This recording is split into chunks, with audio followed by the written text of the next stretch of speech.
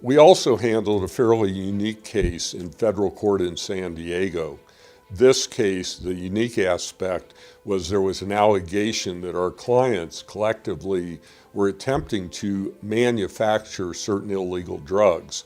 And it was a federal indictment of about 20 defendants. We tried the case for around 4 weeks in federal court.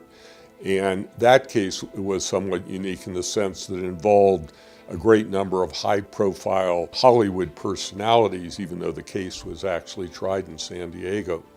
We tried the case the first time, and after 5 weeks, we gained acquittal on all charges and hung jury on about a third of the charges. We raised numerous technical issues with regard to the manufacture of the drug to basically show that what the allegations were, it was impossible to do. It was a highly technical case. Based on those allegations. The jury, as indicated, acquitted numerous individuals, hung the jury on numerous others, which led to a very favorable resolution, as I've indicated, after approximately a 5-week trial. They were attempting to manufacture cocaine, and I don't know how you manufacture cocaine. You can process cocaine, but that was the allegation, and the government ultimately backed off of that when their own expert witnesses testified more or less our way.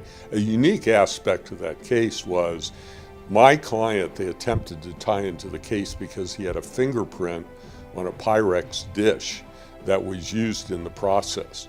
And I asked the government agent very few questions. And the questions were mainly, what date was my client's fingerprint put on the Pyrex dish? And were there any drugs in the dish when his fingerprint was put on it? There's no way to date a fingerprint. And the essence of it was that was part of the tie to my client to the illegal conduct. And through probably a 3 or 4 minute cross-examination, it was apparent that the fingerprint was of no value, particularly since we were able to show my client had access to the Pyrex dish from a totally innocent perspective.